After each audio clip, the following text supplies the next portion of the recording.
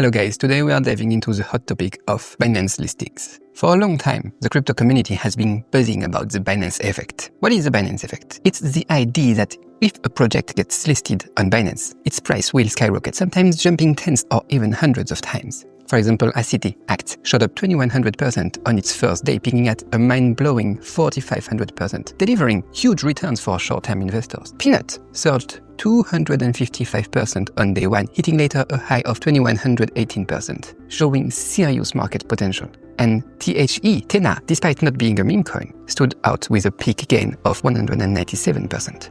Thanks to these stories, getting listed on Binance has always been a big deal in the industry, so naturally, any changes to their listing process are worth paying attention to.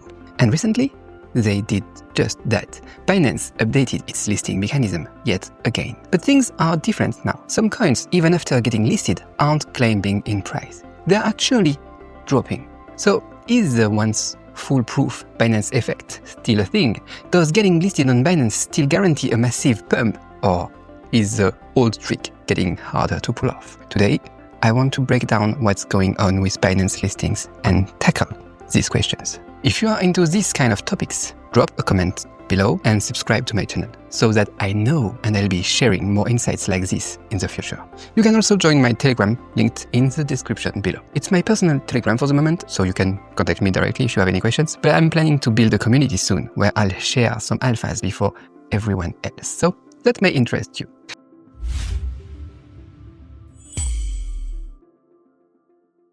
So, Binance listings. Let's take a step back. Before we dive into the current voting system, let's look at the past. We have to know that Binance has tweaked its listing process multiple times. Back in 2017, they introduced a voting system for listings, and the whole crypto space was hyped, shouting about which projects to vote for. I was still a newbie back then, getting dragged into voting myself. And Binance co-founder, He was going live constantly at the time. It caught other exchanges off guard, and they scrambled to catch up, but the system ended in chaos because projects started battling each other in a free-for-all. So it was good, but it was bad. Later, Binance kept tweaking their process, and one thing they did that stuck with me was the Binance Alpha mechanism. It let users vote on new coins and even trade them, and the platform used trading volume to pick the most promising projects for the mainstream market for the listing. It was super engaging, drawing in tons of active users and spiking trading volume short term, but sadly this Alpha ID turned into a total drama thanks to Binance mishandling. Long story short, during a live stream they shared a Telegram group and announced the first batch of Binance Alpha projects. As those 5 tokens skyrocketed, Binance suddenly issued a statement denying the Telegram group was official. Those tokens went from mooning to crashing. Turns out the Telegram link was from Binance official wallet team, but they accidentally shared the wrong one.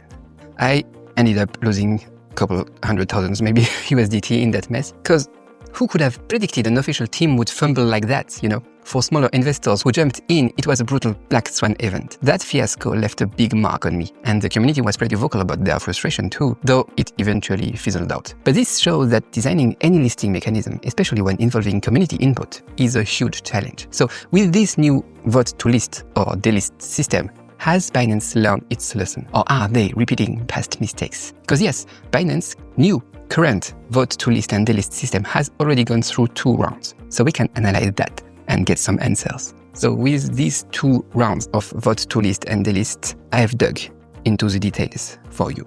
In the early test phase, the first round of vote to list, they picked projects like Bananas31 and Broccoli714, projects that have community-driven meme coin vibe and that were tagged as seed projects, but their price action didn't bring the effect people hoped for. Even the hyped-up meme project Mubarak, which had tons of buzz during voting, tanked after listing and kept sliding after that. Now, all 3 of those coins have charted a beautiful waterfall, straight down. By the second round, things shifted a bit.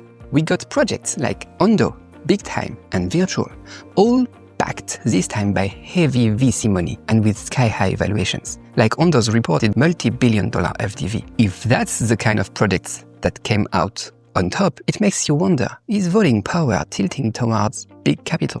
Where is the community voice in this situation? Delisting feels even more intense than listing. In the first round, 14 projects got the boot. The second round just wrapped with 17 tokens delisted. But this time, it's clear market makers have learned from the past and found new tricks. Delisting is now attention to. Take Alpaca Finance, a 5 million market cap shell project on the delist list. In a bull market with no fundamentals or hype to lean on, even pumping the price doesn't attract, retail traders. You're just stuck with no one to sell to. So being on the delist list got them attention and price action. That's messed up. Believe it or not, some project teams are now asking Binance to delist them to get the attention and create a pump opportunity. That's crazy. Whether it's listing or delisting, both put pressure on project teams, but they also make things trickier for retail investors like us. Right now, Binance voting rights are openly being bought and sold off platform, with prices in this round hitting $7 per vote. If votes can be bought with cash, how fair or real is this community choice process? Is it community governance or just a game for big money? And $7 is not cheap, so there is demand. Projects in the monitoring zone, desperate to avoid delisting, are scrambling to boost their metrics, like trading volume or community hype.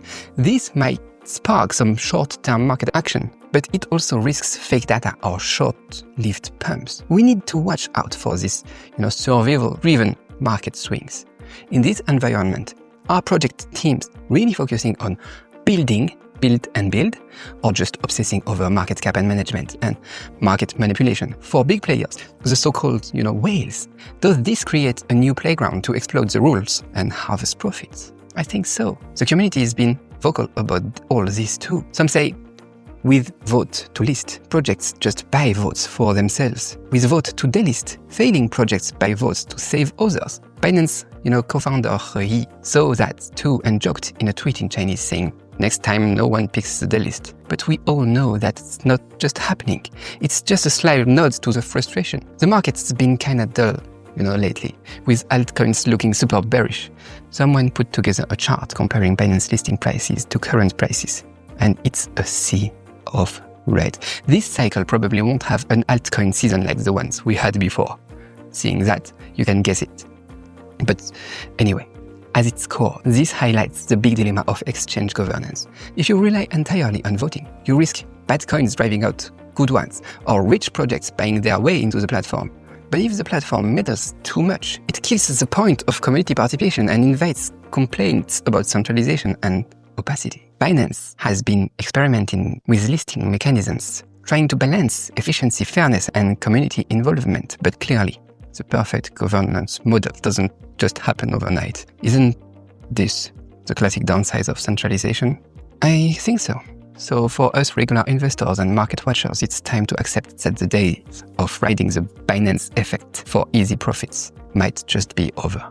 Today, Binance listings are more like a complex game with multiple players and ever-changing rules. Understanding these new rules and risks while staying sharp and cautious is more important than ever if you want to play this game. So, as for me, I will keep tracking changes to Binance listing system. So if you want to stay in the loop on the latest crypto trends, hit the subscribe button. Yes, it was a perfect opportunity to plug that in.